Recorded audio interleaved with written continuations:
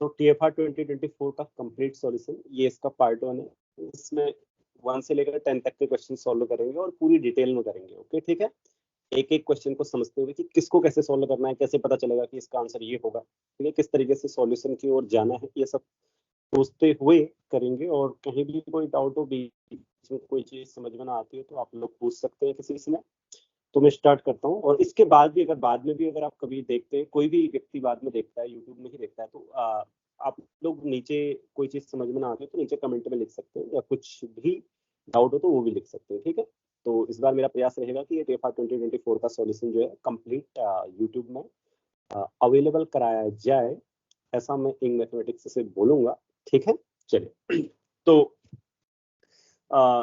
Start करते हैं। What is the number of even positive integers n such that the group of order n is एबिलियन। ठीक है, आपने क्या करना है कि वे सारे इवन इंटीजर्स लेने हैं 2, 4, 6, 8 जिनके लिए हर मतलब जो अगर आप 2 ऑर्डर का लेंगे तो वो एबिलियन ही होगा, मतलब वो वाला इंटीजर उठाएंगे तो वो एबिलियन होगा। मतलब ऐसे कितने इवन इंटीजर हैं, कोई भी उस ऑर्डर का ग्रुप क्या होता है, एबिलियन होता है। तो ये बहुत आसान क्वेश्चन है, इसको तो आप बता ही सकते हैं। तो बताइए इनमें से किस किस ऑर्डर के ग्रुप एबिलियन होते हैं। सर Z2 और Z4, मतलब ऑर्डर 4 का या तो K4 हो वो भी एबिलियन, और Z4 है तो वो भी एबिलियन। साइक्लिक होगा तो आइसोमॉर्फिक टू Z4 होगा, नॉन साइक्लिक होगा तो K4 के आइसोमॉर्फिक होगा वो। ओके, द 2 और 4 के लिए होगा मतलब। ओके, सो ये मैंने इवन इंटीजर से ले लिए। Any group of order 2 and 4, any group of order of order 2 and 4 is abelian। Okay, बहुत आसान है। क्यों, देखो अगर कोई भी 2 ऑर्डर का ग्रुप है, समझना ध्यान से, कि उसमें एक तो आइडेंटिटी होगा और एक ए होगा, है ना। तो ये तो ऑब्वियसली कॉम्यूटेटिव है, क्योंकि आइडेंटिटी हर किसी के साथ कॉम्यूट करती है और ए खुद के साथ कॉम्यूट करता ही है ना। और दूसरा, जब कोई 4 ऑर्डर का एलिमेंट है, 4 ऑर्डर का ग्रुप है, तो उसकी 2 पॉसिबिलिटीज है। एक तो होगा वो इस तरीके से कि उसमें क्या हो, 4 ऑर्डर के एलिमेंट, मतलब एक भी अगर 4 ऑर्डर का एलिमेंट है तो पूरा उसको जनरेट करेगा, ये इस तरीके का बनेगा। साइक्लिक ग्रुप हमेशा एबिलियन होता है। दूसरी पॉसिबिलिटी है कि कोई भी 4 ऑर्डर का ग्रुप क्या हो, उसमें एक तो आइडेंटिटी हो और सारे एलिमेंट का ऑर्डर 2 हो, ऐसा भी हो सकता है ना। और ऐसा होता भी है, आपने देखा है Z2 क्रॉस Z2 में। तो इसमें ए होगा, कोई दूसरा अगर आपने एलिमेंट ले लिया बी, अब वो तीसरा एलिमेंट क्या होगा, देखो इसका भी ऑर्डर 2 है, इसका भी ऑर्डर 2 है, तो ए बी होगा तीसरा एलिमेंट। और मैं आपसे कहता हूं कि ए बी बी ए के बराबर ही होगा, ना ही क्या हो सकता है वो ए के बराबर हो सकता है, क्योंकि ए से A cancel, B equal to identity आ जाएगा। इसी तरीके से ना ही बी के बराबर हो सकता है, बी से B cancel, A equal to identity आ जाएगा, है ना। तो इसलिए जो ए बी है वो बी ए के बराबर होगा। और फिर बाकी जो प्रोडक्ट है वो देख लो, आइडेंटिटी सबके साथ कम्यूट करेगा, यही तो देखना है ए बी बराबर बी ए है या नहीं है। और तो सब देखें, बी बी से कम्यूट करेगा, ए से कम्यूट करेगा, ई औरों से कम्यूट करेगा, सभी से, है ना। इसका मतलब ये ग्रुप क्या होगा, एबिलियन होगा। 4 ऑर्डर का ग्रुप हमेशा एबिलियन होगा। लेकिन 6 ऑर्डर, 8 ऑर्डर, इनके लिए क्या बोलिएगा, एक ग्रुप S3 दीजिए। हाँ, हम मतलब इन जनरल दीजिए जो नॉन एबिलियन है सभी के लिए। D2N D4। हाँ, तो क्या होगा, ये D2N, राइट, जो भी आप नोटेशन लिखते हो। तो D3, D4, D5 ये सब क्या होते हैं, नॉन एबिलियन। तो इसका मतलब केवल 2 ही इवन इंटीजर हैं कि जिसके लिए कोई भी ग्रुप ले लिया जाए उन ऑर्डर्स का, तो वो हमेशा एबिलियन ही होता है। तो इसका आंसर होगा 2। ठीक है, चलिए अगले वाले क्वेश्चन में पढ़ते हैं। ये है अच्छा क्वेश्चन, है ना। इसको आपने ट्राई किया घर में, हुआ या नहीं हुआ, हो गया। सर m इक्वल टू 0 तो हो गया, लेकिन मैक्सिमम वाला नहीं हुआ। मैक्सिमम ही तो है असली गेम। तो पहले समझ लेते हैं, चलो ठीक है, मैं हिंट देता हूँ इसके बाद तुमको। हाँ, क्या कह रहा है क्वेश्चन, समझते हैं। Let n be a positive integer and let S is equal to S क्या है पहले देखो, G belongs to Rx, G is a polynomial of degree at most, ठीक है, ये कुछ नहीं बल्कि n डिग्री की पॉलिनोमियल का वो है, मतलब जिसको आप PNR से डिनोट नहीं करते हो, एट मोस्ट n डिग्री की पॉलिनोमियल होगी, ऐसा बोल रहा था, ठीक है, इसकी डिग्री मतलब जीरो नहीं होगा इसमें, ऐसे सोचो ना, क्योंकि जीरो की डिग्री डिफाइंड नहीं होती है, मतलब क्वेश्चन में जो इंफॉर्मेशन दी है उसके अकॉर्डिंग। तो इसका मतलब समझ गए ना, जैसे अगर n की जगह 2 है तो 2 डिग्री तक की पॉलिनोमियल आएंगी इसके अंदर। s का मतलब क्या है, पहले क्वेश्चन पूरा समझ में आना चाहिए, तब तो हम उसको करेंगे। फिर बोल रहा है कि for g belongs to s, अब जितने भी g होंगे उनके लिए हम क्या करेंगे, एक नया सेट डिफाइन कर रहे हैं, क्या, ag equal to x belongs to r e to the power x is equal to gx, मतलब कितने पॉइंट पे कोई n डिग्री की पॉलिनोमियल, एटमोस्ट n डिग्री की पॉलिनोमियल, ठीक है, जिसकी डिग्री क्या हो सकती है, एटमोस्ट n हो सकती है, एग्री करेगी e to the power x के। हाँ, तो वो नीचे देखना है हमें, मिनिमम और मैक्सिमम निकालना है। ये तो सिंपल सेट है कि कितने पॉइंट्स पे एग्री करेगी, उनका एक कलेक्शन है, ठीक है। फिर आगे क्या बोला है देखो, let m is the minimum of cardinality of AG, G belongs to S, and M is the maximum of cardinality of AG, G belongs to S, ठीक है।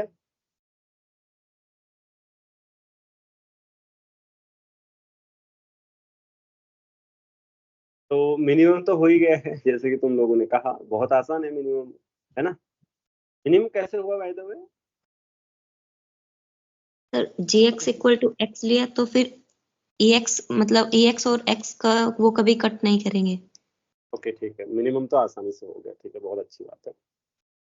तो मैक्सिमम नहीं हुआ, राइट, मैक्सिमम होगा कैसे, चलो देखते हैं। पहले एक बार और बता देता हूँ, एस में एजी का मतलब क्या है, एजी का मतलब है, जैसा कि उसने लिखा है, बताना क्या है, मैं बोल रहा हूँ, वे सारे एलिमेंट्स जो इस इक्वेशन को सेटिस्फाई करते हैं, यानी कि आपकी पॉलिनोमियल जीएक्स और ईएक्स एग्री करते हैं। तो इस ये n डिग्री तक की पॉलिनोमियल का कलेक्शन है, अप टू n डिग्री। यहाँ से आप g उठाएंगे, आपको अलग अलग एजी मिलेंगे, हर किसी g के लिए एजी मिलेगा ना। जैसे मान लीजिए आपको n इक्वल टू 5 है, तो 5 डिग्री तक की जितनी भी पॉलिनोमियल उठाएंगे, उतनी पॉलिनोमियल के लिए आपके पास ये सेट मिलेगा। तो कितने मैक्सिमम रूट्स हो सकते हैं, ये बोला है। कार्डिनलिटी क्या हो सकती है, एक ही मैक्सिमम, ये आपको बताना है। मिनिमम क्या हो सकती है किसी भी n के लिए, ठीक है। तो क्वेश्चन पूरा समझ में आ गया, अब मैं आगे बोलूं।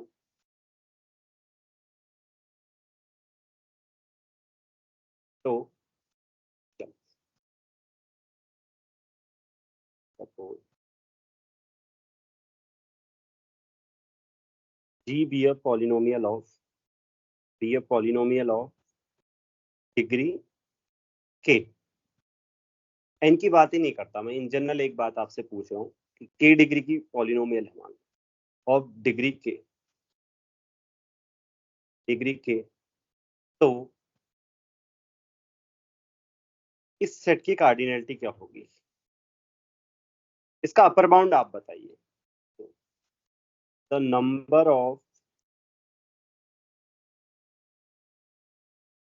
Roots of e to the power x gx is at most, चलिए एट मोस्ट बताने की कोशिश करिए क्या होगा, फिर उसके बाद हम बात करते हैं। अच्छा सोचो, आपने सोचा होगा इसको, हम जीरोज को बताते कैसे, कहाँ से हमें पता लगता है जीरोज के बारे में, मतलब आप जब कुछ क्वेश्चंस आपने कुछ तो की होंगी ना, ऐसी चीजें जो आपको जीरोज के बारे में कुछ तो बताती हैं, तो ये इसमें कुछ पढ़ा है ऐसा,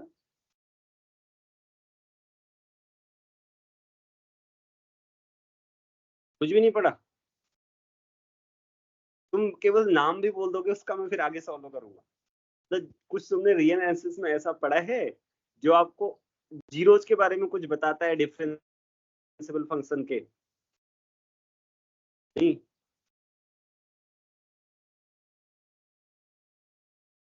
क्या यूज करते सर हो आप? रोल्स थ्योरम और हाँ, लैग्रेंज थ्योरम।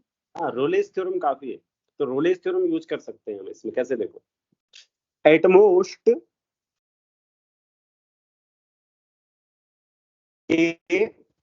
या k+1, देखो क्यों, क्योंकि मान लो अगर इसके पास k+2 रूट्स हो गए, ध्यान से समझना, k+2 रूट्स मैं बोल रहा हूँ, k+2 रूट्स हो गए तो इनको खींचो dot dot dot k+2, okay.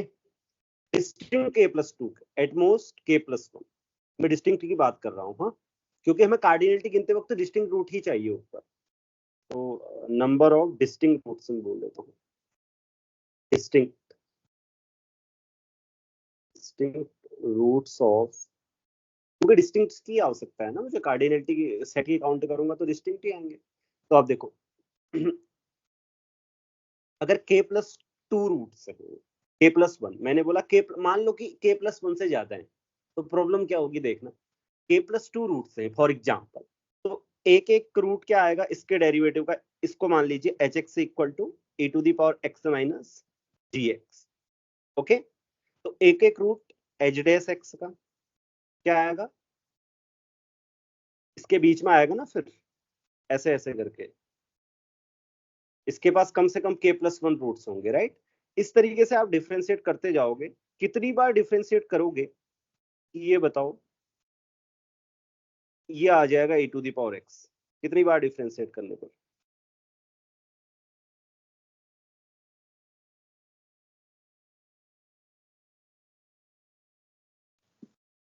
k+2 k+1 शायद, k+1, हाँ हाँ, है ना, यस सर। k+1 में आ जाएगा, k+1 में e⁻x आ जाएगा। तो अब आप सोचो कि इसके पास कितने रूट आने चाहिए फिर, ये डेरिवेटिव है k+1 वाला डेरिवेटिव, जैसे आपने पहला डेरिवेटिव किया, इसके पास एटमोस्ट कितने होने चाहिए, k+1 रूट्स होने चाहिए, फिर आपने 2 बार डेरिवेटिव किया, इसके पास एटमोस्ट, नहीं सॉरी, एटलीस्ट, एटलीस्ट कम से कम इतने होने चाहिए, है ना, मतलब और भी होंगे तो हमें क्या पता, लेकिन इतने तो होंगे, रोले की थ्योरम से ना, रोले की थ्योरम आपको बताती है ना, किन्हीं भी दो रूट्स के बीच में डेरिवेटिव का क्या होगा, एक रूट होगा, ठीक है। तो ये k+2 रूट्स इसके हैं, तो डेरिवेटिव का क्या होगा, k+1 रूट्स मिल जाएंगे डिस्टिंक्ट, क्योंकि वो बीच में आएंगे ना, इसलिए अलग अलग होंगे, ठीक है। तो फिर उसके डेरिवेटिव के k रूट्स होंगे एटलीस्ट, ठीक। तो लास्ट में इसके कितने रूट होंगे एटलीस्ट, बोलो, एटलीस्ट 1 रूट। पक्का, एटलीस्ट हाँ 1 रूट, राइट। क्या इसके पास कोई रूट होता है, नहीं, हो गया, इसका मतलब ज्यादा हो ही नहीं सकते, k+1 से ज्यादा नहीं हो सकते, क्योंकि मैंने k+2 में करके दिखा दिया आपको। अब जब भी आप कहोगे सर k+3 तो आपने करके नहीं दिखाया, अरे तो जब k+3 रूट होंगे तब k+2 भी तो होंगे ना उसके पास, तुम k+2 ही लेना, एक को साइड में रख देना, जहां है वही रहने देना उसको, ठीक है। इसका मतलब कितने रूट्स हो सकते हैं, e⁻x और gx, k डिग्री की पॉलिनोमियल है, e⁻x के साथ कितने पॉइंट्स पर एग्री कर सकती है मैक्सिमम, k+1 पॉइंट्स।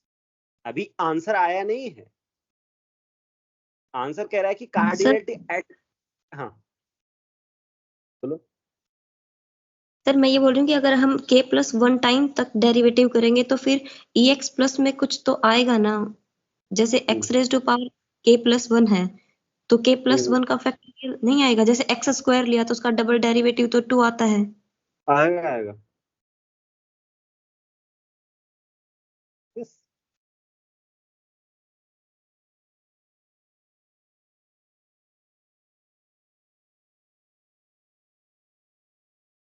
तो डाउट क्या है, ex तो नहीं आया ना सर।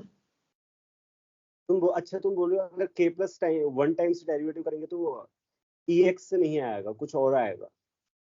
हाँ, अच्छा 1 डिग्री की पॉलिनोमियल को 2 बार डिफरेंशिएट करो,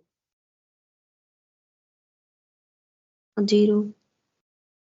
तो फिर k डिग्री की पॉलिनोमियल को k+1 बार डिफरेंशिएट करो, वो मैंने सोचा सर आपने डिग्री k+1 है, सॉरी सर, वो k है डिग्री k डिग्री है। तो। हाँ हाँ हाँ, सॉरी। तो यहाँ तक ये क्लियर है ना, सब सारी चीजें समझ में आ गई ना।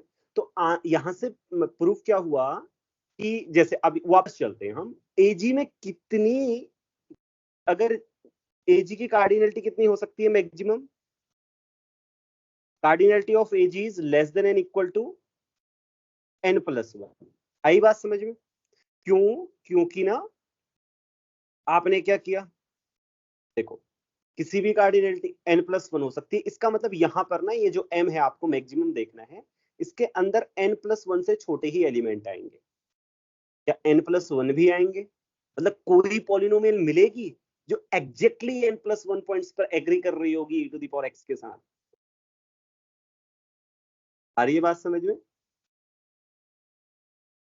किसी भी एजी में देखो, अगर समझो इसको s है आपके पास, g कोई भी पॉलिनोमियल ली, इसकी degree less than N equal to n होगी, तो इस एजी की कार्डिनलिटी कितनी होगी? क्योंकि n डिग्री की पॉलिनोमियल कितने पॉइंट्स पे एग्री कर सकती है? n+1, है ना? तो n-1 डिग्री की पॉलिनोमियल भी n पॉइंट्स पे एग्री कर सकती है, मतलब इसकी कार्डिनलिटी आप ये कह सकते हो, अगर आप क्या लेंगे, s से लेंगे, कोई भी जी लेंगे, तो इसकी कार्डिनलिटी पक्का less than N equal to n+1 आएगी किसी भी जी के लिए, फॉर ऑल जी। हो सकता है ना, जैसे आपने n इक्वल टू 5 लिया, तो आपने 3 डिग्री की पॉलिनोमियल ली, तो वहां से पता लगेगा कि कार्डिनलिटी एटमोस्ट 4 आ सकती है उसके लिए, 3 डिग्री पॉलिनोमियल के। लेकिन हम इतना कह सकते हैं कि अगर हमारे पास n दिया गया है, तो एजी की कार्डिनलिटी किसी भी जी के लिए less than N equal to n+1 होगी। ओके, तो मतलब अब मैक्सिमम क्या होगा वो बाद में देखते हैं, कि मैक्सिमम कार्डिनलिटी क्या हो सकती है, यही तो देखना है हमें। ये अब मैं बताऊं n+1 ही क्यों होगी मैक्सिमम कार्डिनलिटी, बताओ। तो नाउ फॉर एनी n, आप ढूंढ सकते हो ऐसी polynomial, any n, can you find a polynomial dx of degree n such that e to the power x has exactly n+1 roots।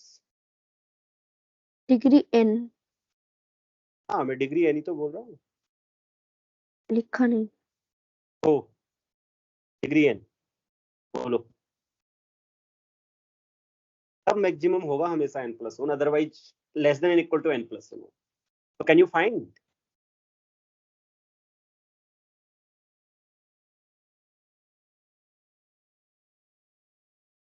It's not difficult. NVHM में आपने किया है ऐसा कुछ, जहां आपको n पॉइंट्स दे दिए गए हों, फिर आपने उनको इसके लिए कोई पॉलिनोमियल निकाली थी n+1 पॉइंट, क्या यूज किया? Lagrange interpolation. Interpolation formula. Lagrange interpolation formula. चलो आप e1 e2 dot dot dot en+1 ले लो, बस ये सारी वैल्यू अलग अलग ही तो है ना।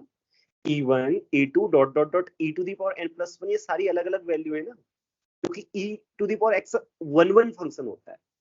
Okay, so now use Lagrange interpolation formula, interpolation formula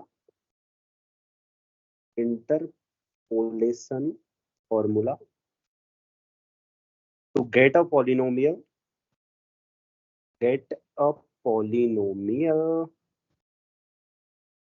of degree n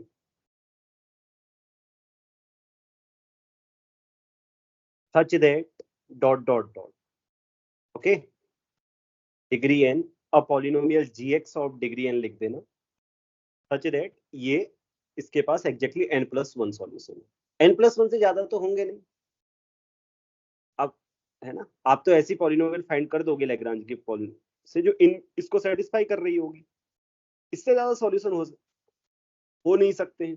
तो इसका मतलब हर किसी n के लिए आप एक डिग्री n की पॉलिनोमियल ढूंढ भी सकते हो, जिसके लिए एजी की कार्डिनलिटी एग्जैक्टली n+1 आएगी। ओके, तो ओवरऑल हमारे पास मैक्सिमम क्या आएगा फिर, ये वाला n+1 आएगा, इसलिए सेकंड ऑप्शन सही है। तो सॉल्यूशन समझ में आ गया या कोई डाउट है किसी को? अच्छा सर question है? सर नीचे वाला पोर्शन समझ नहीं आ रहा। क्या समझ में नहीं आ रहा? वो नीचे वाला पोर्शन आपने जो किया। क्या लिखे, क्या समझ में नहीं आ रहा? हाँ सर, वो लाइन अपने लैग्रेंज इंटरपोलेशन फॉर्मूले के लिए लिखा, फिर polynomial degree and such that, वो मुझे समझ नहीं आया। हाँ, मैं बोल रहा हूँ कि लैग्रांज इंटरपोल, आपको सिर्फ इतना चाहिए ना कि कोई ऐसी पॉलिनोमियल ढूंढ सकते हो आप जो एग्जैक्टली n+1 पॉइंट पे एग्री करे। हाँ, लैग्रांज इंटरपोलेशन से ढूंढ सकते हैं, क्योंकि देखो e⁻1 e⁻2 dot dot dot e⁻n+1 लिख दो। ओके, ये n पॉइंट्स हो गए आपके पास। ओके। ठीक है, तो हाँ 1 2 डॉट डॉट डॉट n+1, इस पर e⁻x की वैल्यू ये है। तो यही वैल्यू देने वाला पॉलिनोमियल आप लैग्रांज से ढूंढ सकते हो, लैग्रांज इंटरपोलेशन फॉर्मूला यूज करके। ओके, फॉर्मूले की आवश्यकता यहाँ नहीं है, सिर्फ एग्जिस्टेंस की आवश्यकता है। तो फॉर्मूले से आप क्या कर सकते हो, ऐसा पॉलिनोमियल ढूंढ सकते हो। तो पॉलिनोमियल क्या सेटिस्फाई करेगा, g1 equal to e1, g2 equal to e2। इसका मतलब ये gx इक्वल टू e⁻x के पास n+1 सॉल्यूशन होंगे एटलीस्ट, यहाँ लैग्रांज इंटरपोलेशन फॉर्मूला से, लेकिन एटमोस्ट n+1 ही हो सकते हैं। तो n+1 पॉइंट पर एग्री करेगी ऐसी पॉलिनोमियल मिलेगी भी हमें, जो एग्जैक्टली n+1 पॉइंट्स पर एग्री करेगी। मैंने बोला कि इसको कम लिख देना आगे को, such that gx equal to e⁻x has n solution, n+1 solutions exact. ठीक है, क्योंकि अभी हमें ऊपर तक क्या पता चला था कि इसका जो मैक्सिमम है ना, less than N equal to n+1 होगा। जो एजी की कार्डिनलिटी है वो less than equal to n+1 होगी। तो अब ये m क्या n+1 भी आएगा, ये जो अंदर है यहाँ क्या n+1 आएगा? तो हमने दिखाया हाँ आएगा। ओके, मतलब सर हम लैग्रांज मेथड से n+1 से मतलब ज्यादा भी सॉल्यूशन ला सकते हैं। नहीं ला सकते। कैसे ला सकते हो बताओ?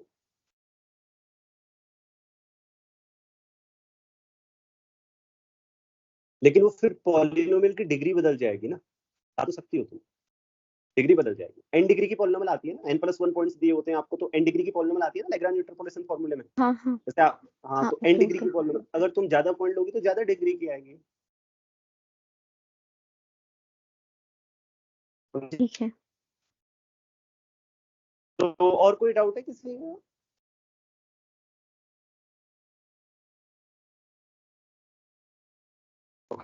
चलो नेक्स्ट क्वेश्चन। तो let v and w be non-zero finite dimensional vector space over C। ठीक है, क्या है v और w non zero finite dimensional vector space है। let m be the dimension of the space of C linear transformations from v to w। क्या है, m जितने भी C linear transformation है v से w वो डायमेंशन है। Okay, viewed as a real vector space, देखो उसको हम क्या देखेंगे, as a real vector space देखेंगे। बोल रहा है ये लाइन इंपॉर्टेंट है। let n be the dimension of the space of R linear transformations from V to W viewed as real vector spaces then। तो सबसे पहले V है, ये W है, तो इसकी डायमेंशन क्या दी गई है? चलो मान लेते हैं कि dimension V equal to 2 times K है। Okay, and dimension W equal to 2 times M है। Okay, K L M N मान लेते हैं। ओके, अच्छा नीचे एम एन आया है। ओके, के और एल मान लेते हैं। ओके, टू टाइम्स क्यों लिया मैंने, क्योंकि v को 2 टाइम्स के लिया, तो as a real vector space इसकी डायमेंशन कितनी होगी? आधी, डबल होगी, डबल। ओ सॉरी, या इसको के और एल ही लेना पड़ेगा। As a real vector space क्या होगी, ये as a complex vector space में बोल रहा हूँ। ठीक है, ओवर सी, मान लो कि इनकी डायमेंशंस ओवर सी के और एल, ओवर रियल नंबर्स कितनी होगी, डबल हो जाएगी, आपको पता होगा राइट। अब let m be the dimension of l, उसने क्या बोला है, m is the dimension of, question पढ़ो और देखो क्या कह रहा है, dimension of 3 linear transformations from v to w, यानी कि किसकी डायमेंशन, जिसको आप बोलते हो l v w, इसकी डायमेंशन कितनी होनी चाहिए वैसे as a complex vector space, कितनी होनी चाहिए, k टाइम्स l होनी चाहिए, हाँ, ओवर c। लेकिन उसने क्या बोला है, ओवर r m है बोला है, तो 2 टाइम्स kl कितना होगा,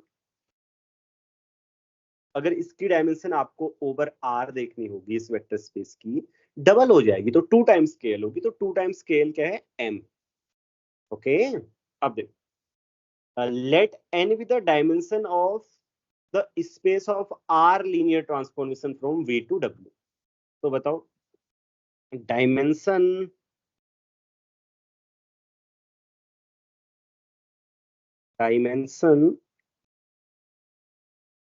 of l v w as a real vector space कितनी होगी बताओ, 2 टाइम्स KL। नो, पहले देखो कि l v और w की as a real vector space कितनी डायमेंशन है, कितनी डायमेंशन है as a real vector space, क्योंकि इसकी डायमेंशन इनटू इसकी डायमेंशन होती है ना, एल यू वी की क्या होती है डायमेंशन, प्रोडक्ट। हाँ तो बताओ कितनी होगी, 4। कितना,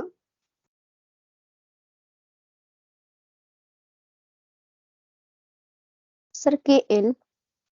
not K L, Y K L, V और डब्ल्यू की as a real vector space dimension कितनी है, 2k 2l है ना,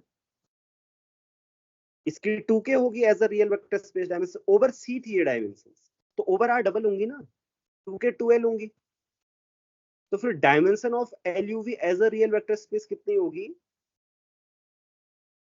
इन दोनों का product 4 times K L, 4KL। 4kl। Okay, ये है n।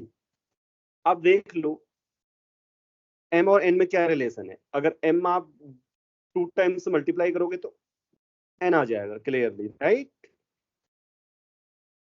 दिख रहा है, देखो m में 2 से मल्टीप्लाई करो n आ जाता है आपके पास, तो इसका तीसरा ऑप्शन सही होगा। क्लियर, कोई डाउट तो नहीं,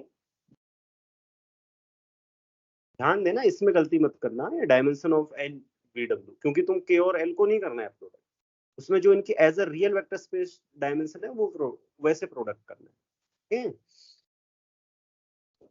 डाउट है किसी को,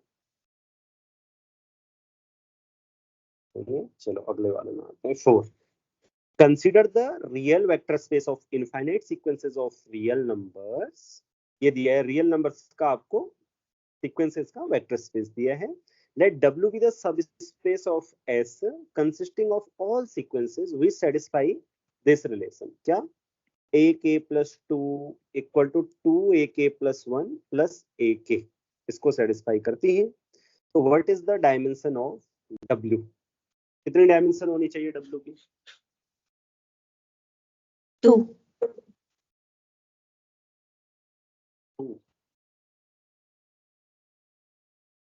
पक्का, यस सर। चलो क्यों भाई, ऐसा क्यों, बता सकते हो कोई,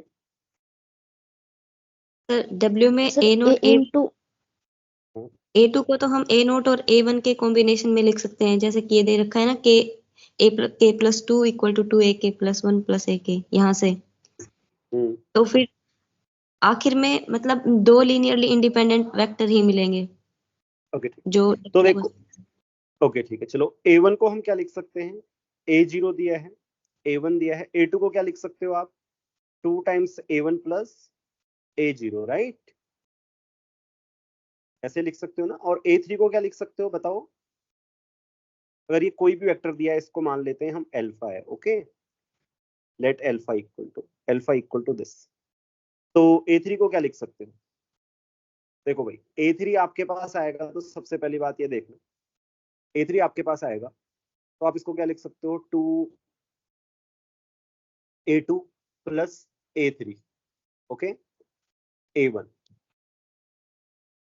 अब A2 को तो ऑलरेडी आप A1 और A0 के लीनियर कॉम्बिनेशन में लिख चुके हो, तो इसको सॉल्व करोगे तो A0 और A1 का ही ये कॉम्बिनेशन आएगा। क्या आएगा बताओ, एक लिख भी देते हैं, क्या आ रहा है?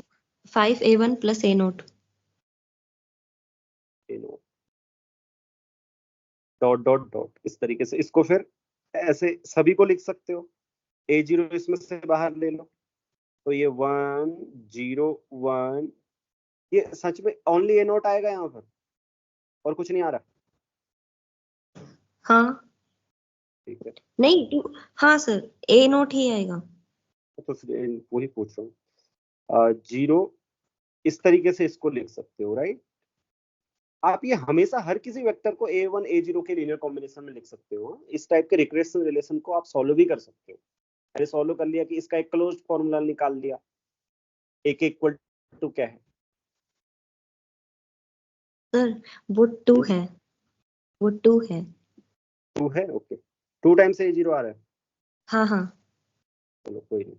तो यहाँ पे 2 आ जाएगा।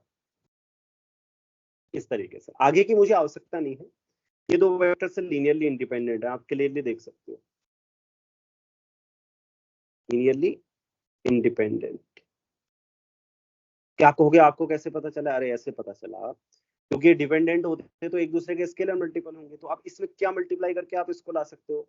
नहीं ला सकते कभी। आप कहोगे देखो 1 से 0 मल्टीप्लाई करना पड़ेगा फर्स्ट प्लेस में 0 लाने के लिए, लेकिन सेकंड प्लेस में भी वही ठीक है, चलो, लेकिन थर्ड प्लेस में किससे मल्टीप्लाई करोगे?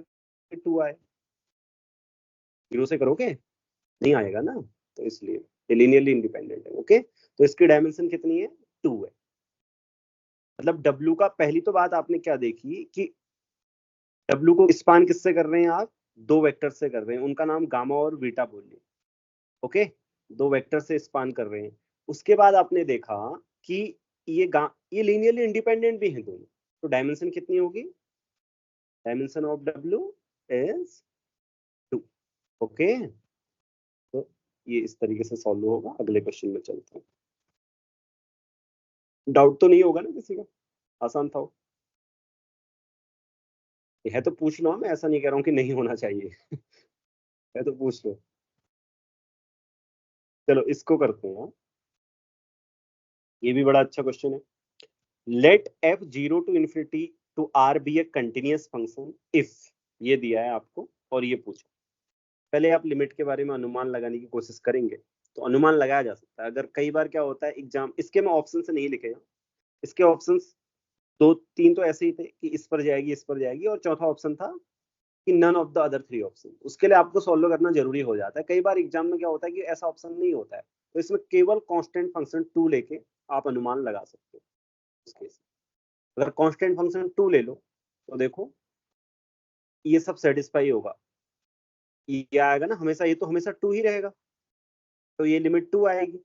इसका मतलब इसकी लिमिट 2 हो सकती है, ये अनुमान। अब ऑप्शन में मान लो कि 3 गलत हो गए तो जल्दी एग्जाम में जल्दी टिक किया जा सकता है, बट हमें घर में सॉल्व करना आना चाहिए, हाँ?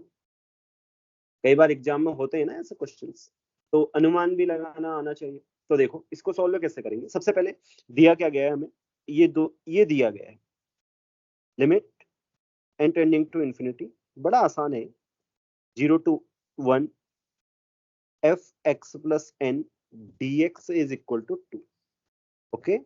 Limit n tending to infinity 0 to 1 f n x dx, ये निकालना है हमें, इसकी लिमिट निकालनी है और ये हमें दी गई जो दिया गया है उसमें। अब आप कहोगे कि सिर्फ इसमें एक दो चीजें हैं, दो पॉइंट है, एक तो सब्सटीट्यूशन है, दूसरा है जो अभी आएगा वो आप देखोगे, पहले मैं आपको नहीं बताऊंगा, तो आप इसको अलग अलग तरीके से ट्राई करोगे। तो कई बार सब्सटीट्यूशन क्या होता है, बहुत हेल्पफुल होता है। वो देखो कैसे होता है सब्सटीट्यूशन से, तो आप कई इंटीग्रल सॉल्व करते भी करते हैं ना। तो कैसे इसमें हेल्पफुल होगा, x plus N equal to आप t लीजिए, okay. x plus N equal to T लिया तो dx इक्वल टू क्या हुआ, dt हुआ। dt। तो ऊपर वाला इंटीग्रल क्या बन गया, limit n tending to infinity n to n plus 1 n to n plus 1 और ft dt, okay, equal to 2। तो इसको तुम नाम दे सकते हो चाहो तो, क्योंकि बार बार लिखने से, इसको सीक्वेंस xn नेम दे दो। हाँ, limit n tending to infinity xn क्या है आपके पास, 2। अब हमें चाहिए क्या, हमें चाहिए ये, इसमें भी ये काम करते हैं, nx इक्वल टू टी लेते हैं, तो n times dx equal to dt आ जाएगा। तो ऊपर वाला इंटीग्रल बन क्या जाएगा, limit n tending to infinity 0 to 1 ft dt। अच्छा, जीरो लिमिट्स क्या आएंगी, 0 to n 0 to n, okay, ft dt। तो भाई अब आपको ये फाइंड करनी है, अब आप लगाओ अपना दिमाग और बताओ मुझे क्या कर सकते हो। यूज इसका कर सकते हो, इसका यूज करना है। अब थोड़ा सा सरल बना दिया है, देखो देखने में बड़ा आसान।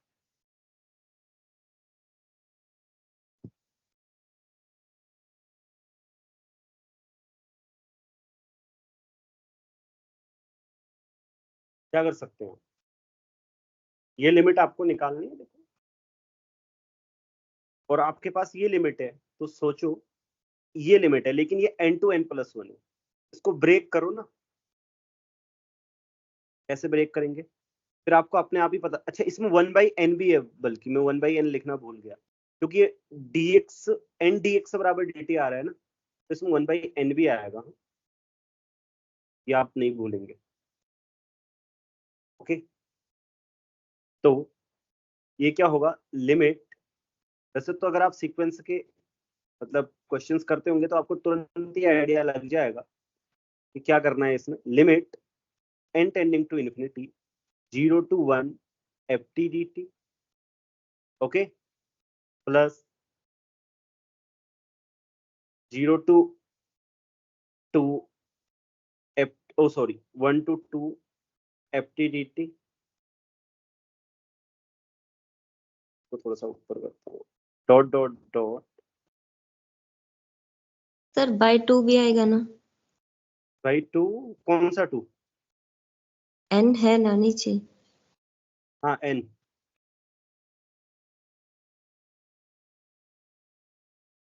कौन सा 2 बोल रही हो, नहीं वो n ही है। n सर, है, हाँ कॉची थ्योरम ऑन लिमिट्स। हाँ, कॉची थ्योरम्स ऑन लिमिट्स लगाएंगे आप, गुड।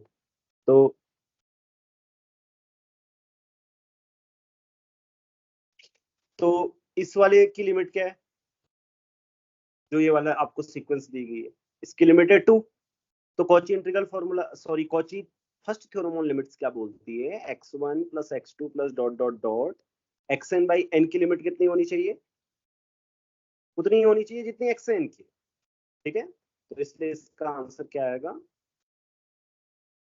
2, कि ये वाली लिमिट इसके ही बराबर है। हाँ, तो आंसर इसका है 2। तो अब किसी का कोई डाउट है तो पूछो इसमें।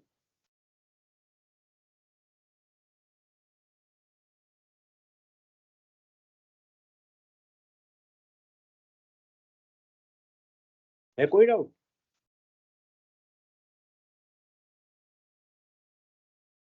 एक डाउट हो सकता है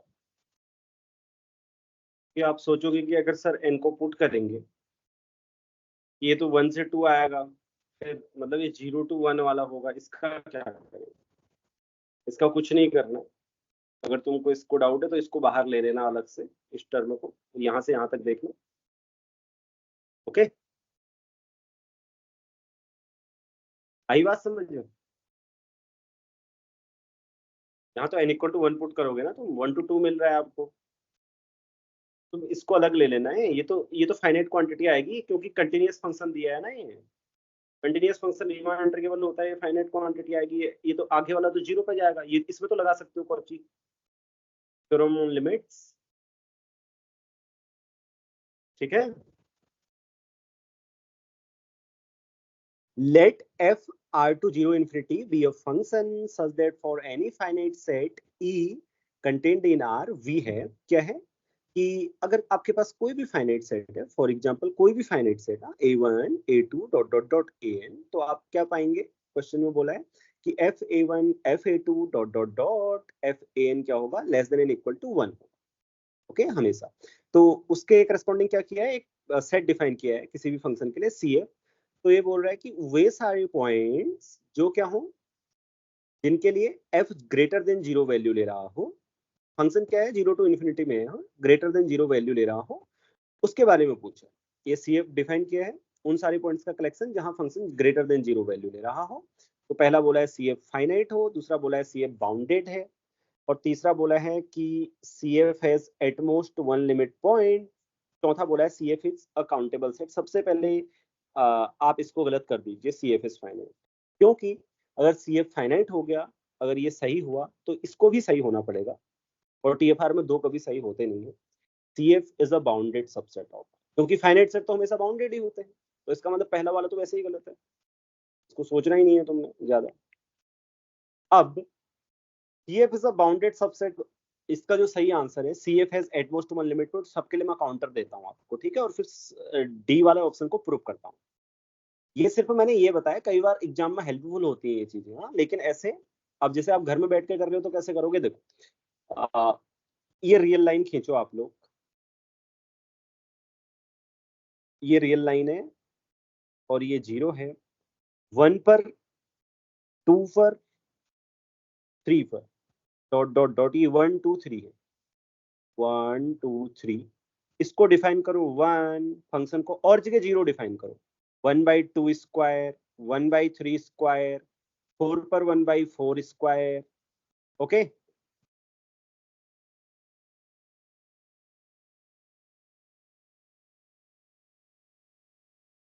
इस तरीके से। अब डॉट डॉट डॉट, ये फंक्शन है आपका, समझ गए हो क्या है, लिखने की जरूरत तो नहीं है कि 1 पर 1 डिफाइन किया, 2 पर 1/2 स्क्वायर डिफाइन किया, देन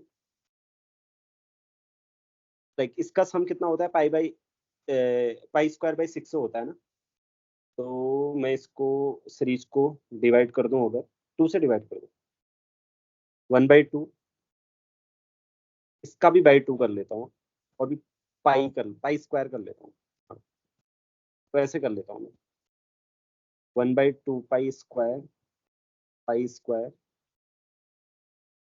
स्क्वायर 4 पाई स्क्वायर, मतलब 3 पाई का स्क्वायर है, हाँ। क्यों किया मैं अभी आपको बताऊंगा, हाँ, ऐसा ये काउंटर लेने के लिए है, 1/2 पाई 1/4 पाई डॉट डॉट डॉट। तो इस तरीके से आप देखो, अब आप कोई भी फाइनाइट सेट लो, कोई भी फाइनाइट सेट उठाओगे, जैसे उसमें 1 2 3 आया, ये टोटल सीरीज का सम क्या होता है, इस सब का सम क्या होता है आपको पता है, इस सब का सम होगा 1/पाई स्क्वायर, बाहर आएगा, अंदर बचेगा 1/n स्क्वायर, तो पाई स्क्वायर बाई 6, इस तरीके से 1/6 आएगा इसका टोटल सम, जो कि 1 से छोटा होता है। अब अगर आप कोई भी फाइनाइट सेट लोगे, जैसे आर में से पूरा फाइन, और जगह मैंने बोला पूरा 0 डिफाइन कर दो फंक्शन, इन पॉइंट्स पर क्या करो, ये सब डिफाइन करो, ठीक है। तो अब आप सोचो कोई भी फाइनाइट सेट लोगे तो क्या होगा, जैसे आपने कोई फाइनाइट सेट उठाया, उसमें a1 a2 dot dot dot an point आए, ओके, तो अब आप क्या करोगे, देखो मैं लिख भी देता हूँ, हाँ,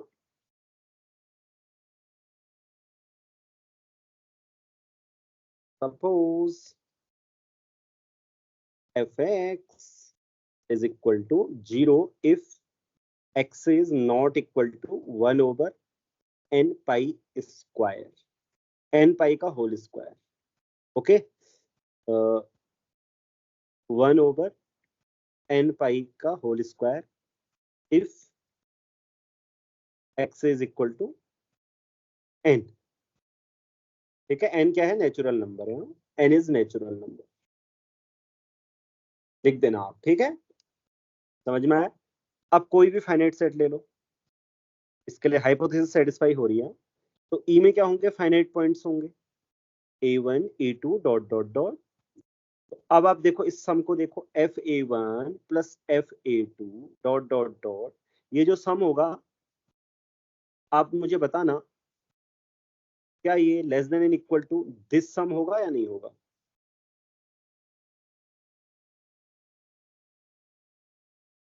डॉट डॉट डॉट, जो कि 1/6 है।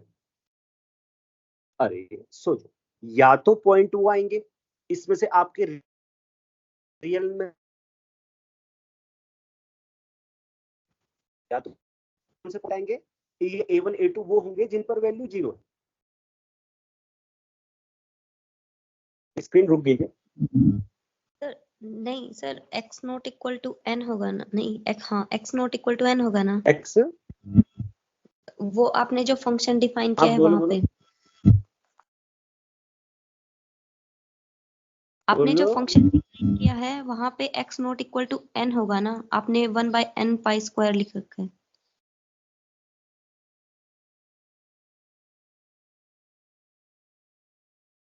Oh sorry sorry sorry sorry sorry, right right right right, बिल्कुल बिल्कुल सही बात। जब एक्स एन के इक्वल नहीं हो तब 0 है, राइट।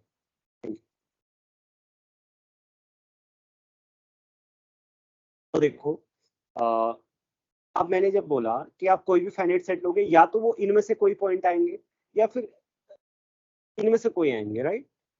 तो जैसे मान लो कि इनमें से 2 3 4 आ गया उसमें से, तो वो इस टोटल सम से तो छोटा ही होगा ना। मैंने तो इस 1 पर भी सम, 2 पर भी सम, मतलब सारे पॉइंट्स पर सम ले लिया, ये वाला सम बड़ा आएगा ना। तो हाइपोथेसिस सेटिस्फाई हो रही है ओवरऑल। ओके, एक एक पॉइंट्स को समझो, राइट। तो लेकिन इसके लिए CF क्या आएगा, CF is equal to natural number का सेट आ गया उन पॉइंट्स पर जिन पर वैल्यू ग्रेटर देन 0 है। वो क्या है, 1 2 3 4। लेकिन ये ना ही अनबाउंडेड है, ना ही फाइनाइट है, ना ही बाउंडेड है, तो पहला और दूसरा गलत हो गया। अब तीसरे वाले के लिए बोला है हैज एटमोस्ट 1 लिमिट पॉइंट। तो अब आप क्या करना, अब आप ऐसे कर सकते हो, देखो फिर ऐसे फंक्शन डिफाइन कर सकते हो आप लोग। कैसे डिफाइन करोगे अभी, कोई आइडिया। जैसे ये 1 है, मैं अब आपको एक बता दे रहा हूँ, लिख नहीं रहा हूँ, सिर्फ बोल दे रहा हूँ। हाँ, ये 1 है, ये 2 है, मतलब ये इंटीजर्स हैं, ये 0 है। तो आप क्या करना, ये 1 + 1/n लेना। ओके, 1 + 1/n पर क्या डिफाइन करनी है आपने, यही वाली सीरीज डिफाइन कर देनी है। मैं एक से ज्यादा लिमिट पॉइंट बनाने ना।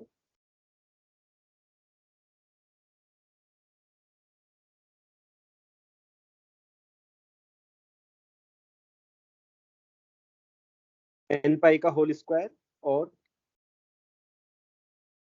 फिर f2 + 1/n पर f अगेन का होल स्क्वायर हो जाएगा। 2 लिमिट पॉइंट भी आ जाएंगे।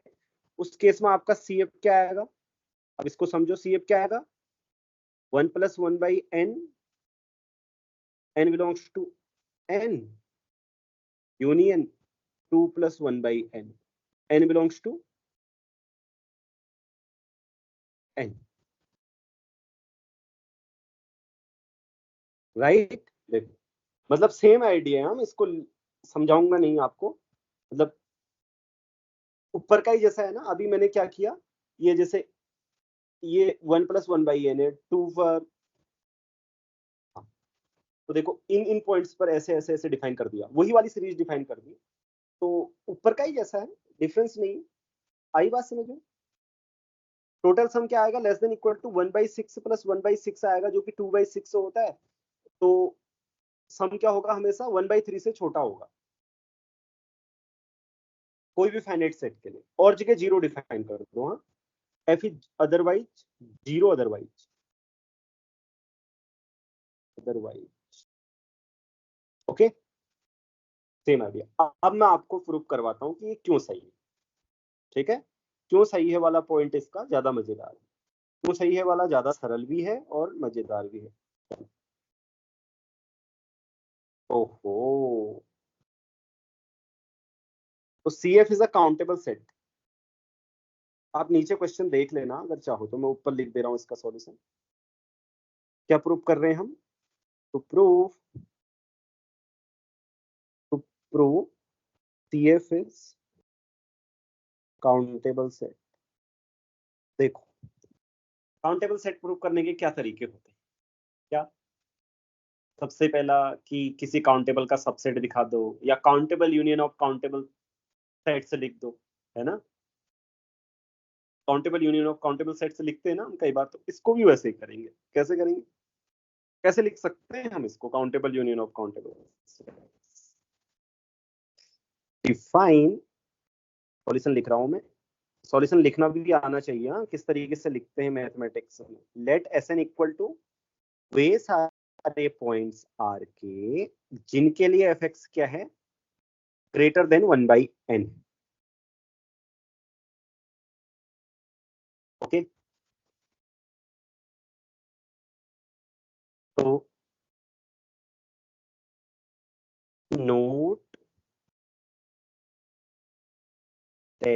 नोट करो CF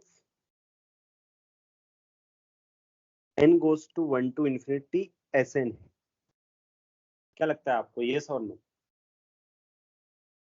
मैंने क्या बोला? वे सारे पॉइंट ले लो जिनके लिए fx 1 से बड़ा हो, वे सारे पॉइंट्स ले लो जिनके लिए फिर 1/2 से बड़ा हो, फिर वो सारे पॉइंट्स लो जिनके लिए 1/3 से बड़ा हो, डॉट डॉट डॉट। तो टोटल CF आएगा ना। अब आप कह रहे होंगे कैसे आएगा सर? देखो, सबसे पहली बात कि यहां मैंने क्या लिया है, हर कोई Sn सबसेट है CF का, क्योंकि जो भी चीज 1, 1/2, 1/3 से बड़ी होगी वो 0 से भी बड़ी होगी, है ना? 0 से भी बड़ी होगी। अब सारे सबसेट्स का यूनियन लोगे तो ये वाला इंक्लूजन आपके पास आ जाएगा, राइट? इस यूनियन CF में कंटेन होना चाहिए। अब दूसरी बात, अगर कोई भी पॉइंट CF के अंदर है, x बिलोंग्स टू CF, तो x क्या होगा? ग्रेटर देन 0 होगा। तो आप जो भी नंबर ग्रेटर देन 0 है उसको किसी न किसी n से क्या लिखा जा सकता है? आर्किमिडियन प्रॉपर्टी से। या सीक्वेंस 1/n 0 पे जा रही है तो आप क्या कर सकते हो? किसी भी नंबर से छोटा कर सकते हो 1/n को। किसी तो कोई n तो आपको मिलेगा ना जिसके लिए x 1/n से बड़ा रहेगा, तो x उस वाले Sn के अंदर चला जाएगा।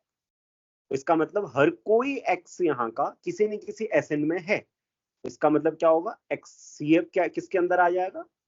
आपके यूनियन के अंदर आ जाएगा। Okay, make sure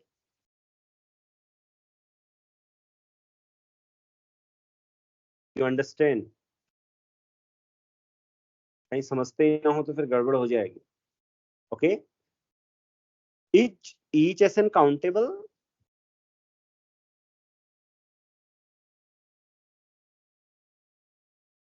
yes.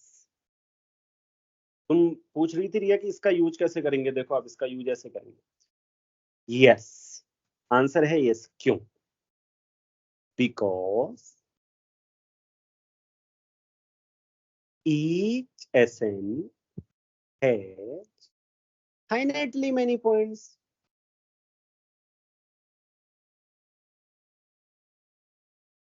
many points, है ना? क्यों होंगे फाइनाइटली मेनी पॉइंट्स? किसी भी Sn में इनफाइनाइट पॉइंट नहीं हो सकते। मान लो कोई Sn ऐसा हुआ A1 A2 dot dot dot, इसमें इनफाइनाइट मेनी पॉइंट्स हैं, तो इसमें से आपको, मैं तो कहता हूं कि शायद n पॉइंट्स भी नहीं हो सकते फाइनाइट। देखो कैसे, मान लो इसके पास n पॉइंट्स हैं किसी Sn के पास। ओके, तो सम करो, क्या आएगा? Greater than equal to 1/n 1/n, क्योंकि हर अगर Sn के अंदर कोई पॉइंट A1 है तो सम क्या होगा? ग्रेटर देन 1/n होगा, डॉट डॉट डॉट 1 आ जाएगा। तो 1 से बड़ा आ जाएगा। लेकिन हमें पता है कि सम हमेशा क्या है? किसी भी फंक्शन के लिए कोई भी फाइनाइट सेट ले लो, सम हमेशा क्या है? Less than N equal to 1।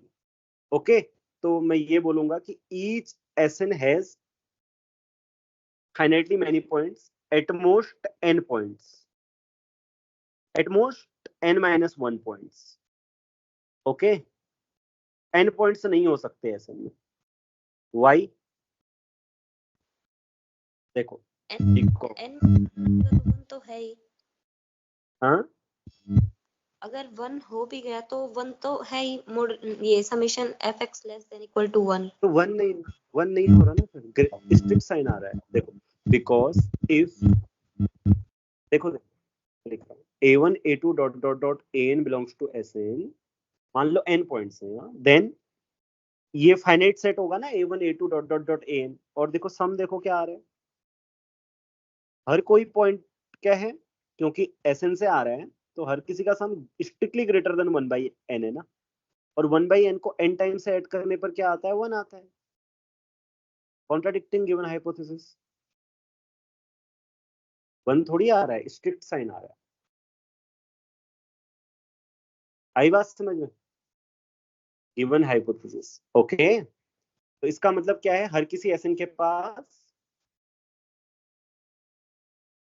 क्या है, एट मोस्ट n-1, मतलब हर कोई Sn फाइनाइट है, आप ये कह सकते हो। Okay, every Sn is finite.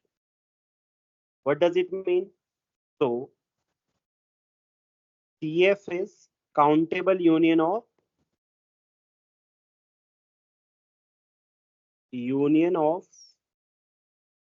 countable sets. This implies CF is countable. केवल इतना बताना पर्याप्त नहीं था, मैंने काउंटर एग्जाम्पल इसलिए बताया आपको ताकि आपको बनाने भी तो आने चाहिए ना एग्जाम्पल।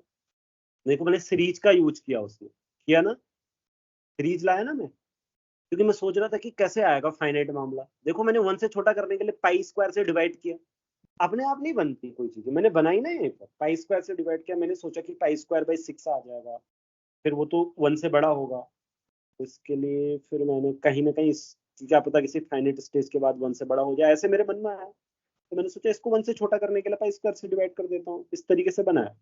तो अब आप बहुत एग्जाम्पल से बना सकते। ओके,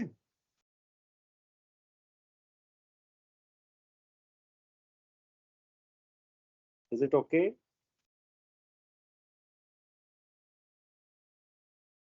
वैसे मतलब अगर मैं एक बात बोलूं तो, कि चलो एक होमवर्क दे रहा हूँ तुम्हें आज, कि क्या काउंटेबल सेट के पास इंटीरियर पॉइंट होना जरूरी है? अनकाउंटेबल नहीं है, नहीं है, राइट? नॉट नेसेसरी है। ओके, नहीं है क्योंकि क्यू कॉम्प्लीमेंट है, ये आसान हो गया। तो आपने क्या प्रूव करना है घर में, does there exist uncountable set, homework लिख लो एक, हैविंग एग्जैक्टली 1 लिमिट पॉइंट। आसान है। ओके, अगर ये तुम्हारा हो जाएगा तो तुम बिना इस सब के कर लोगे इस क्वेश्चन। वहां पे सारी ट्रिक्स सिखानी पड़ती है ना, एग्जाम भी सिखाना पड़ता है, इंटरव्यू की लिहाज से भी सिखाना पड़ता है, सब देखना पड़ता है, तो इसलिए चलो अगले क्वेश्चन में आते हैं। ये तो और सर और एक जोरदार बार क्वेश्चन बोलिए है, क्वेश्चन। कि कोई ऐसा अनकाउंटेबल सेट ढूंढो आर का, does there exist an uncountable set having exactly 1 limit point.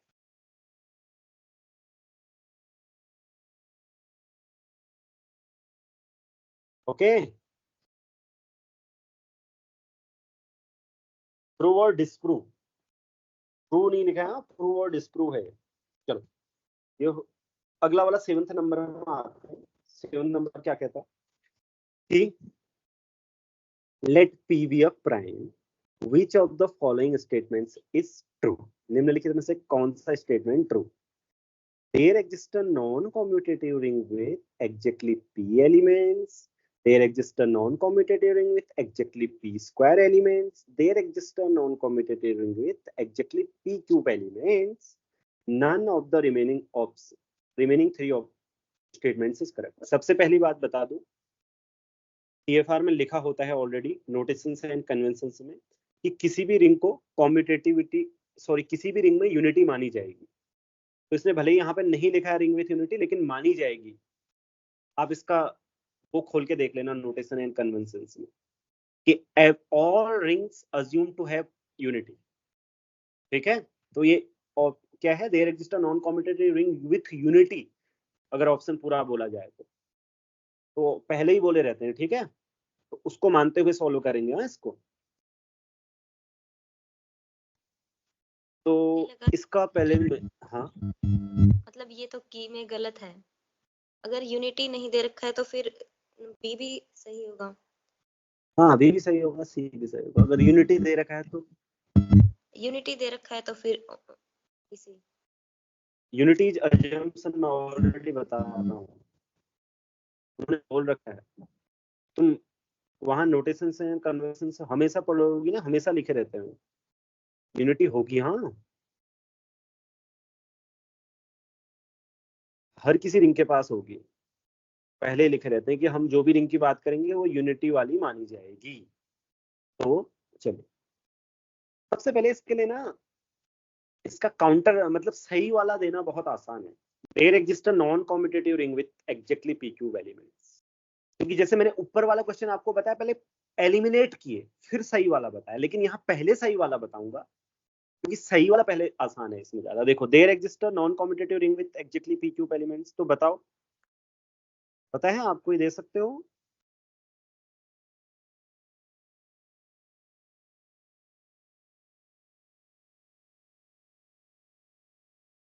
अच्छा, मैं आपको फिर इससे जुड़ी एक कहानी भी बताऊंगा।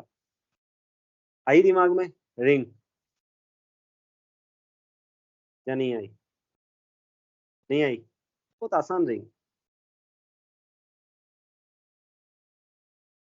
ए B C. Okay, A B C belongs to ring of upper triangular matrices, P कोई भी प्राइम। वेरीफाई कर लेना, नॉन कॉम्यूटेटिव है। Okay, verify, non commutativity. अब एक स्टूडेंट मुझे ऐसा बोल रहा था कि उसे एग्जाम्पल नहीं आ रहा, मतलब, तो वो क्या हुआ, वो 10th वाला क्वेश्चन किया ना, ये ये वाला क्वेश्चन किया, तो यहाँ से उसको आइडिया आ गया।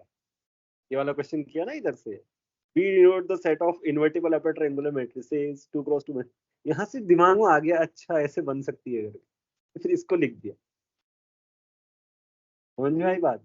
ऐसा नेट में भी हुआ है इस बार के एग्जाम में, वो भी मैं तुम्हें दिखाऊंगा कि नेट के एग्जाम में ना एक जगह क्वाड्रेटिक फॉर्म में ऐसा है, मैं बता देता हूँ तुम्हें, जब फिर बाद में बताना भूल जाऊं। तो देखो, क्या है मामला कि क्वाड्रेटिक फॉर्म में एक जगह क्वेश्चन है पार्ट सी में, उसमें 2 गलत हो गए, एक सही हो गया, तीसरा वाला एक ऑप्शन बचा है कि इंडेफिनिट फॉर्म क्या करती है, जीरो को नॉन ट्रिवियली अज्यूम करती है। अब वो उसमें आइडिया सूझ नहीं रहा बच्चे को, ठीक है, आइडिया नहीं सूझ रहा है कि यार करती है या नहीं करती है, क्या होगा क्या होगा। उसने उसको मतलब रिस्क ले लिया कि चलो इसको गलत कर देते हैं, ठीक है। अब वो पार्ट बी में आया होगा, जब वो पार्ट बी में आया तो वहां क्वाड्रेटिक फॉर्म का एक क्वेश्चन आया है, उसमें भी यही ऑप्शन आए हैं कि नॉन ट्रिवियली अज्यूम करेगी। मजे की बात यह है 3 गलत हो गए हैं, वहां पे एलिमिनेट हो गए हैं 3 के 3, और केवल सही बचा है कि नॉन ट्रिवियली अज्यूम करेगी। तो फिर वापस सी में जा रहा है और इसको सही करके आया समझ के, तो उसका वो 2 सही साथ में हो गए। ऐसा मैं दिखाऊंगा तुमको, हाँ, ठीक है, दिखाऊंगा मैं तुमको। तो कई बार एग्जाम में, मतलब एग्जाम में स्मार्ट टेस्ट, तो ऐसी स्मार्ट टेस्ट काम आती है, और इस टाइप की भी आती है, जैसे मैंने आपको अभी बताई ना कि ये वाला सही होगा तो फिर ये वाला भी सही हो जाएगा। ऐसा पार्ट भी में बहुत काम आता है, और ये सही होगा तो ये भी सही हो जाएगा। आपको कम से कम 3-4 क्वेश्चन ऐसे मिल जाएंगे जिनमें ऐसे भी एलिमिनेट होते हैं ऑप्शन, ये सही हुआ तो ये सही हुआ। लेकिन करना ये बहुत ध्यानपूर्वक है। हाँ, क्या पता आप यही लगाने में बैठे हो कि कौन सा सही है तो कौन सा सही होगा, अब सोच ही नहीं रहे हो दिमाग से कुछ, ऐसे तो तुम घुस जाओगे। तो ये फिर स्मार्ट टेस्ट नहीं है। ओके, तो चलो वापस चलते हैं। मजे की बात तो ये है कि ए और बी का अच्छा सा प्रूफ करेंगे हम। चलो, बड़ा ही रोचक।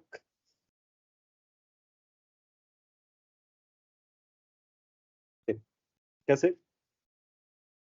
सी ऑप्शन सही है ना, यूनिटी। अब देखो कि ए का रिंग ऑफ, अच्छा क्या प्रूफ करेंगे हम, आर अगर कोई रिंग है, R plus is cyclic implies, ये मैंने करवाए भी है भाई, तो मैं दोबारा करवा रहा हूँ ना इनको, ये हुए हैं ना रिंग में, चलो करवा देता हूँ। R plus is cyclic implies R is commutative। Okay, अगर किसी भी रिंग का एडिटिव ग्रुप क्या है, साइक्लिक है, तो R क्या होगी, कॉम्यूटेटिव होगी। देखो बड़ा आसान है। Suppose x belongs to x, y belongs to R, कोई भी दो एलिमेंट ले लिए हमने, तो x को आप क्या लिख सकते हो, अब R साइक्लिक है तो R को क्या लिख सकते हो, R is generated by element as an additive group. A से जनरेट होगी ना एज एन एडिटिव ग्रुप, ठीक है। कैसे लिखोगे, 0 A 2A dot dot dot n-1 times A, additive order अगर n है तो, ओके, एडिटिव नोटेशन लेंगे। हाँ, तो एक्स वाई अगर R के एलिमेंट है तो x इंटू वाई करते हैं। पहली तो बात, x क्या होगा, R टाइम्स A लिखा जा सकेगा, और y क्या लिखा जा सकेगा, h टाइम्स A। ओके, तो देखो R और s इंटीजर्स हैं। हाँ,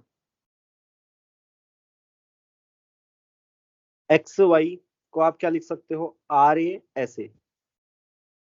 अब भाई ये आपको पता होना चाहिए, डायरेक्ट आएगा, इसको आप चाहो तो चेंज कर सकते हो, ऐसे लिख सकते हो, बट ये आपको पता होना चाहिए ना, ऐसा हम क्यों लिख सकते हैं।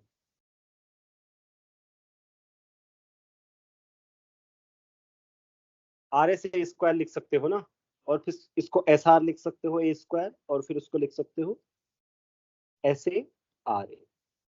But make sure you understand this calculation, हाँ, कि ऐसा होता है करके।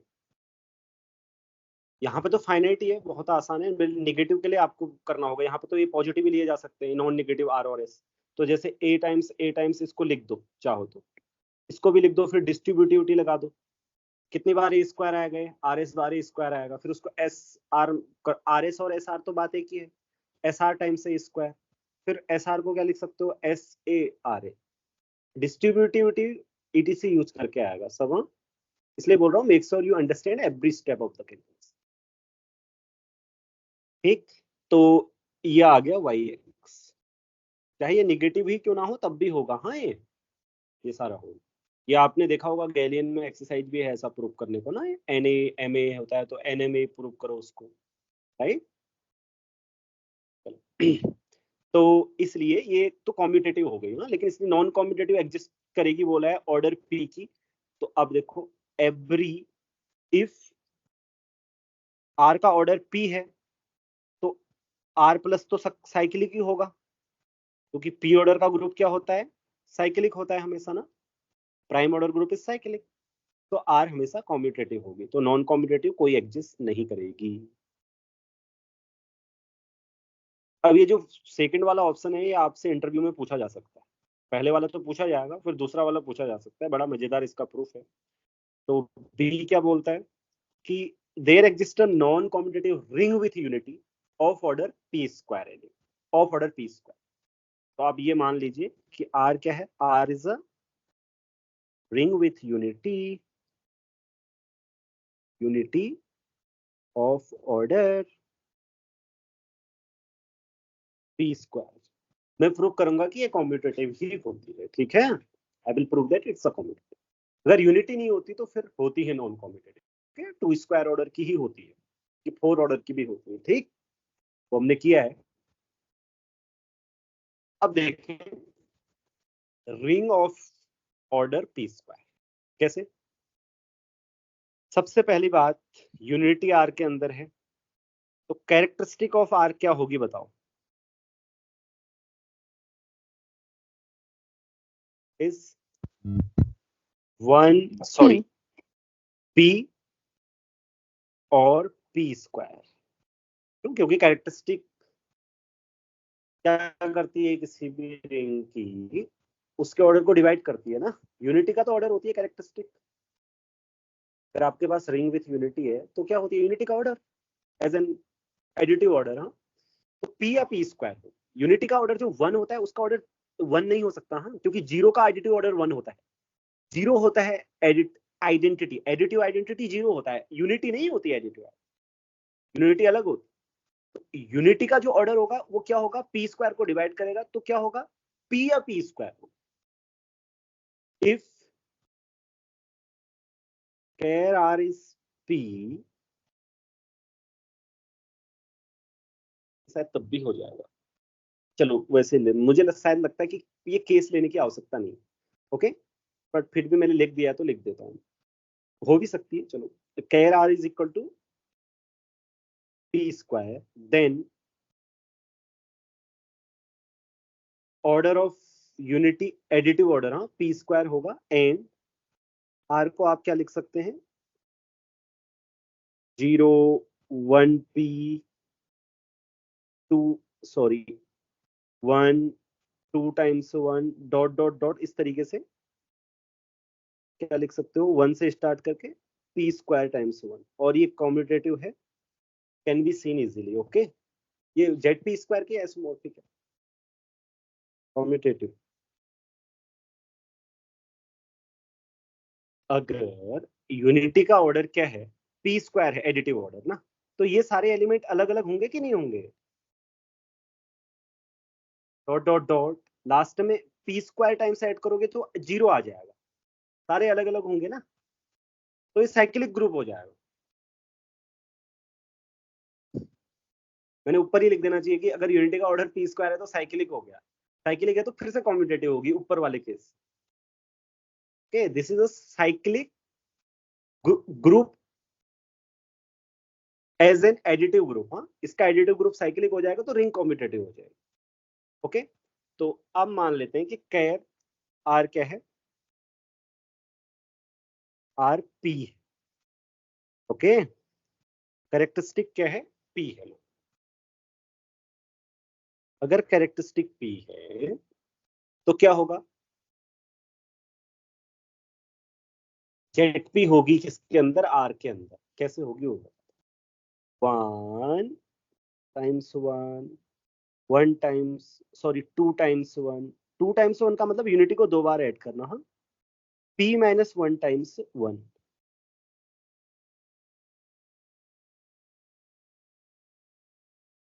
एंड 0 मतलब p टाइम्स 1 भी, हाँ,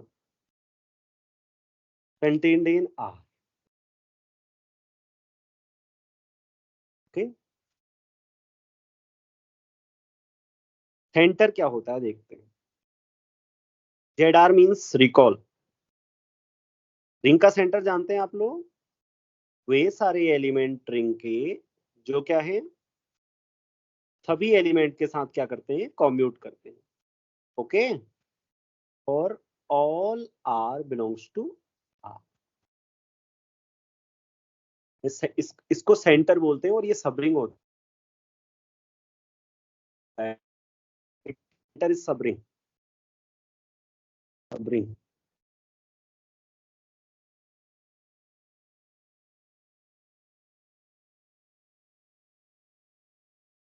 ये सेंटर इज सब रिंग लिखा मैंने स्क्रीन में, आया या नहीं आया, नहीं नहीं आया सर।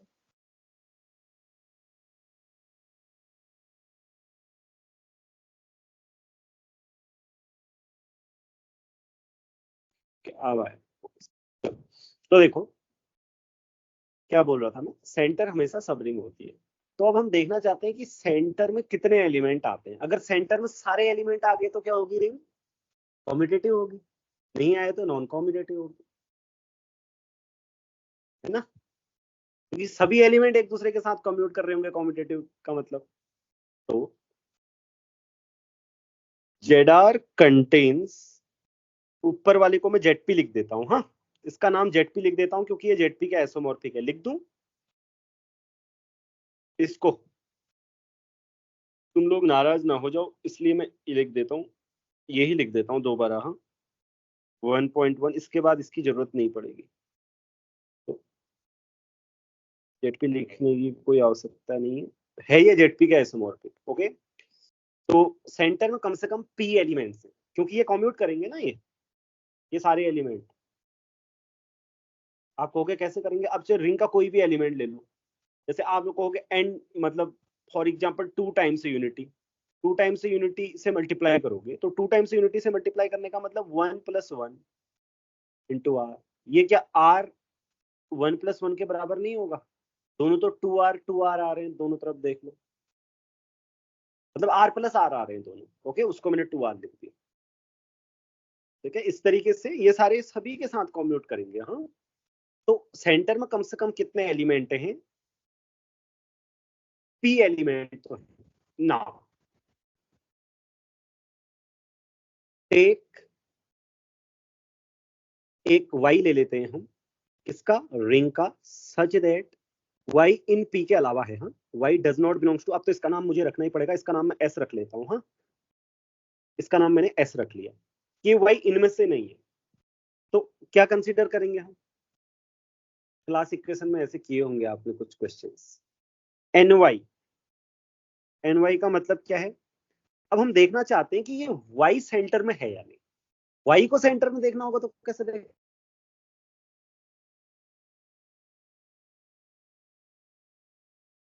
अगर y को देखना है हमें सेंटर में है या नहीं, तो हम ये देखना चाहेंगे कि क्या y सभी के साथ कम्यूट करता है या नहीं करता है। तो उसको देखने के लिए मैं सेट कंसीडर कर रहा हूं वे सारे एलिमेंट रिंग के जो क्या करते हैं,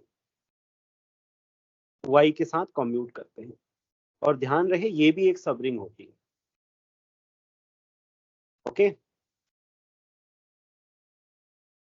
y फिक्स एलिमेंट है, ध्यान x y रखना। equal to y x. हाँ, xy equal to y x, sorry. तो is it a subring? Yes sir. Subring containing unity, unity को भी कंटेन कर रही है। ओके, तो ny में s आएगा,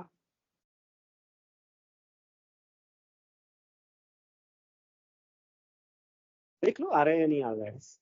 क्योंकि वो सारे एलिमेंट जो y के साथ कम्यूट कर रहे हैं, क्योंकि s के एलिमेंट सबके साथ कम्यूट करते हैं, तो y के साथ तो करेंगे ही ना। तो अब एंड s यूनियन,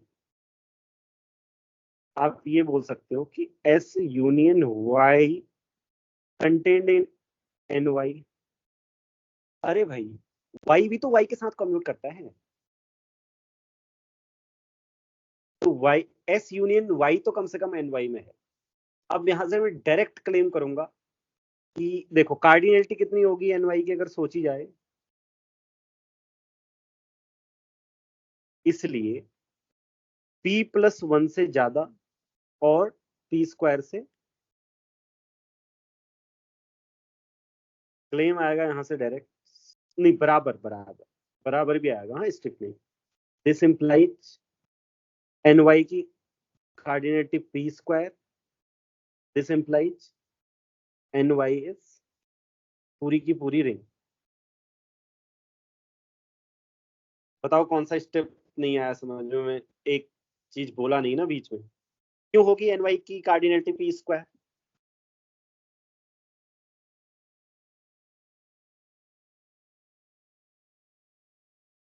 सब रिंग कंटेनिंग यूनिटी क्यों है? क्वेश्चन से है ना यूनिटी, क्योंकि 1 पुट करके देख लो, 1 तो करेगा ही ना कम्यूट y के साथ। तो अब जब यूनिटी को कंटेन कर रही है तो सारे के सारे इनको कंटेन करेगी। कंफर्म कर लेना एक बार। अब दूसरा, ये सब रिंग का ऑर्डर रिंग के ऑर्डर को डिवाइड करता है। तुमने सुना है ना, सब ग्रुप का ऑर्डर ग्रुप के ऑर्डर को डिवाइड करता है। उसके बाद कभी यूज किया है भले, नहीं किया है भले, कि सब रिंग का ऑर्डर रिंग के ऑर्डर को डिवाइड करता है, ऐसा यूज किया है नहीं किया मैं नहीं जानता, किया होना चाहिए। क्योंकि रिंग क्या है? फाइनाइट है। रिंग उसकी कोई सब रिंग है वो भी फाइनाइट है। अब ये एक सब ग्रुप भी तो है, क्योंकि रिंग क्या है? अपने आप में एक ग्रुप होता है ना, और उसकी सब रिंग सब ग्रुप होती है उसका, तो सब ग्रुप का ऑर्डर ग्रुप के ऑर्डर को डिवाइड करेगा, ऐसा ही मैं कह रहा हूँ। तो अब ny p² को डिवाइड करेगा, लेकिन ये p तो नहीं हो सकता, तो p² ही होगा। ny का ऑर्डर p² होगा, तो p² ऑर्डर किसका है? किस सब रिंग का ऑर्डर है p²? सिर्फ r का, क्योंकि r p² ऑर्डर की ही तो है, इसलिए ny पक्का r होगा। ny r होने का मतलब y बिलोंग्स टू सेंटर। तो क्योंकि y since y is arbitrary, ऐसा नहीं है कि y कोई वो था आर्बिटरी आउटसाइड ऐसा, ये भी लिख देता हूं मैं, आउटसाइड s, क्योंकि मैंने ऊपर लिखा है, मैं भूला नहीं हूं कि वो s के बाहर का एलिमेंट है। ठीक, तो इसका मतलब होगा सारे आउटसाइड एस जो एलिमेंट है सारे जिस सेंटर के अंदर है, तो सेंटर ऑफ रिंग क्या है, रिंग के ही बराबर है। तो this implies R is commutative. ये मैंने आपको असाइनमेंट भी दिया था होमवर्क में, असाइनमेंट में था ना ये पिछले साल। अगर किसी ने किया है तो असाइनमेंट मैंने हिंट बाय हिंट दिया था, ये क्वेश्चन देख लो यहाँ आया है। अब मैंने करवा भी दिया इसका सॉल्यूशन। तो इस तरीके से पी स्क्वायर ऑर्डर की रिंग जिसके पास यूनिटी होती है वो हमेशा कॉम्यूटेटिव होती है। पहला गलत, दूसरा गलत और लास्ट वाला गलत। ओके, तो अब बढ़ते हैं 8वें क्वेश्चन की ओर।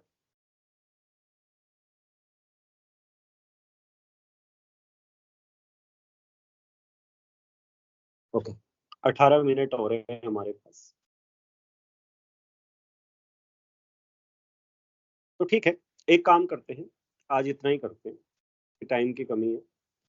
इसके ज्यादा क्वेश्चंस हम क्या करेंगे, अगले वाले पार्ट में करेंगे। ठीक है, 8, 9, 10 से लेकर 20 तक, मतलब जितने भी हो पाएंगे। 20 तक तो नहीं हो पाएंगे मुझे लगता है, लेकिन शायद इसको मुझे करा देना चाहिए। Okay,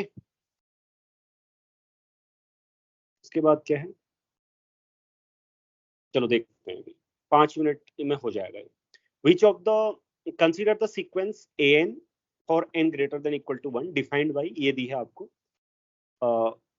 recall Cauchy integral test proof. जो उसके प्रूफ है ना, प्रूफ का ही ये क्वेश्चन है, सही बताऊं तो। उसके प्रूफ में आपने एक लास्ट में वो पढ़ा होगा, करलरी क्या पढ़ी थी, इफ एफ इज, पहले तो स्टेटमेंट सीख लो कि कोई भी मोनोटोनिकली डिक्रीजिंग फंक्शन है। ओके, मोनोटोनिकली डिक्रीजिंग फंक्शन है 0 टू इन्फिनिटी, पॉजिटिव लिख रहा हूँ सिर्फ अभी। तुम स्टेटमेंट देख लेना एग्जैक्ट कॉची इंटीग्रल फॉर्मूले का, मोनोटोनिकली डिक्रीजिंग। मुझे यहाँ पे इतना ही चाहिए इसलिए मैं लिख रहा हूँ इतना। Okay, monotonically decreasing then f n to infinity fx dx summation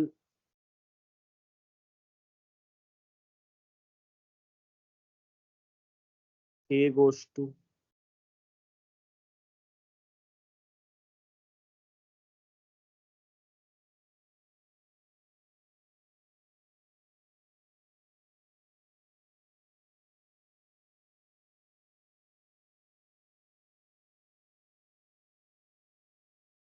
ये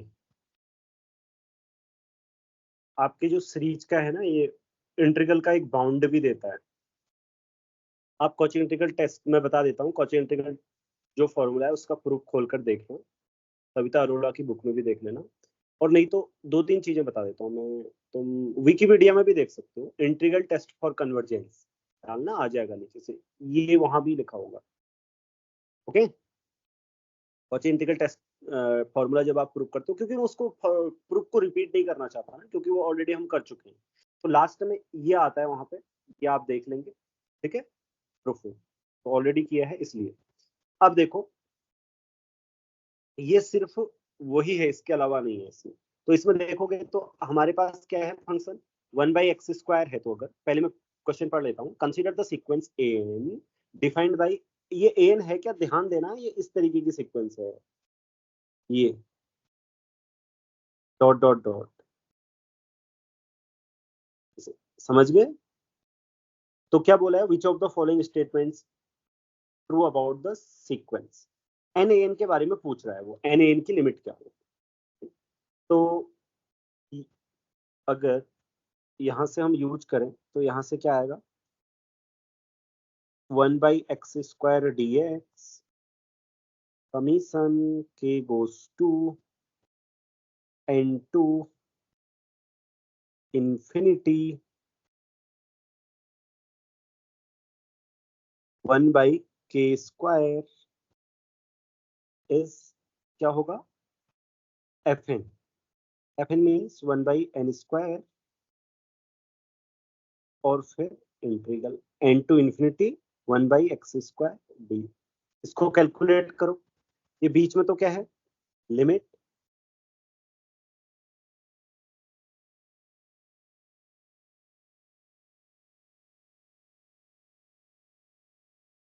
n टेंडिंग टू इंफिनिटी। अच्छा पहले इसको सॉल्व करते हैं पूरा। तो ये आएगा क्या, इस तरफ आ जाएगा -1/n, सॉरी 1/n। ये an है, देख लो आप लोग, ऊपर चेक कर सकते हो, an की वैल्यू ये दी है, देख लो। ओके, जो मैंने बीच में लिखा है वो an है। इस तरफ आया 1/n² प्लस 1/n। ठीक है, तो अब इसलिए n क्या हो गया, 1 + 1/n। ओके, अब by squeeze lemma, by squeeze lemma